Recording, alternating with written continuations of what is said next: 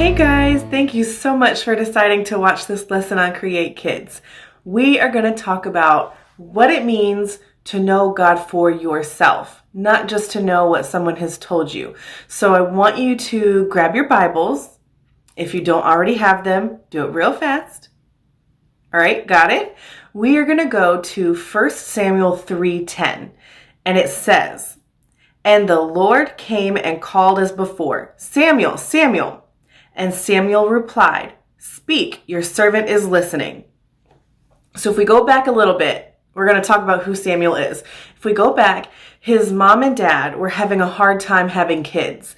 And one day his mom was at the temple and she was praying and she was like crying, and the high priest came out and he's like the person who's in charge, and he was talking to her and was like, "What's wrong?" And she's like, "I just want a son so bad." And he was like, "You know what? It's going to happen for you.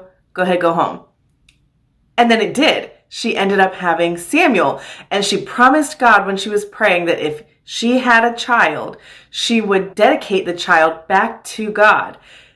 And that's what she did. She had Samuel, and when she had him, she took him to Eli, the high priest, so that Eli could raise him because she promised God that she would dedicate him. So he's living in the temple with Eli, and his job is to help Eli in the temple with like taking care of everything. And the temple is where God lived. See, back then in the Old Testament, God wasn't just everywhere anytime. He lived in the temple. And that means someone had to be there to take care of it. And that was Eli's job. And Samuel's job was to help Eli. So one night, they had a long day, they went to bed, and they're asleep, right? And Eli and Samuel, they're sleeping in different rooms, but Samuel was always close by to Eli. And so they're asleep, and Samuel hears someone call his name. So he jumps up and he runs to Eli, and he's like, "Hey, what's wrong? Did you call me?" And Eli is like, "What?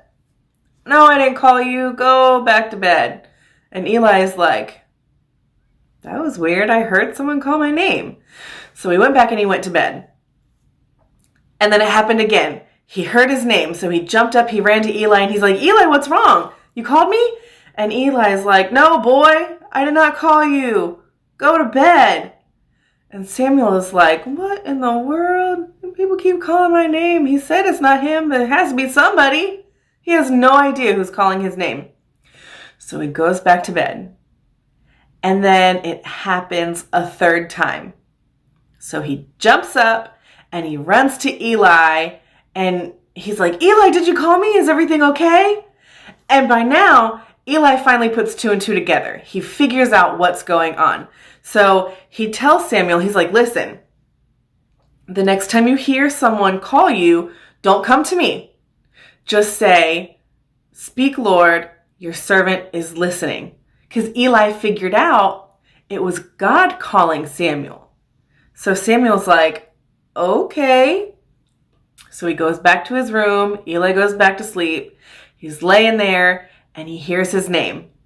And as soon as he heard it, instead of running to Eli like he was doing, he sat up in bed and he was like, "Speak, Lord, your servant is listening."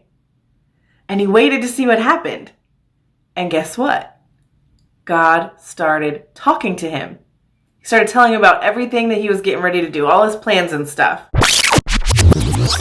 If we go back to verse 7, it says that Samuel didn't know the Lord yet because he never had a message from the Lord.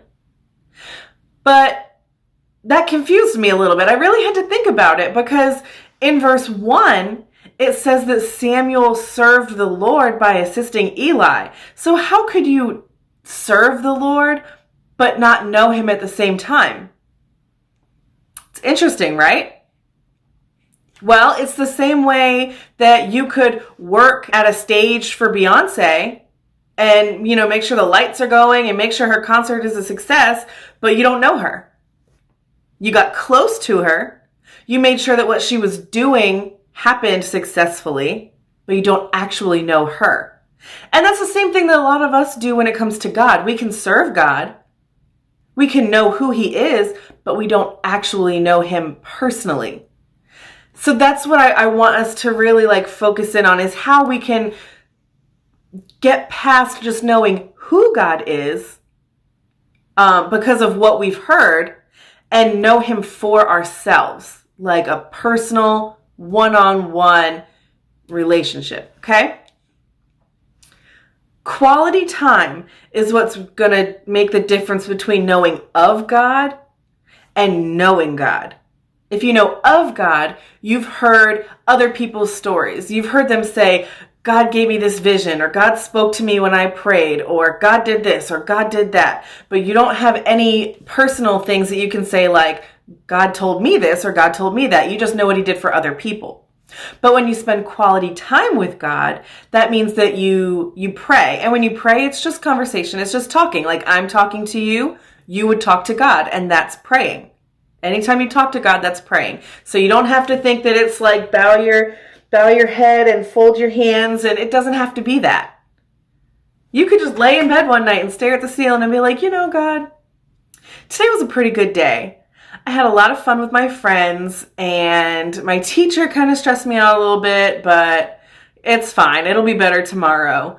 And you just talk. You tell him your thoughts. You tell him about your day.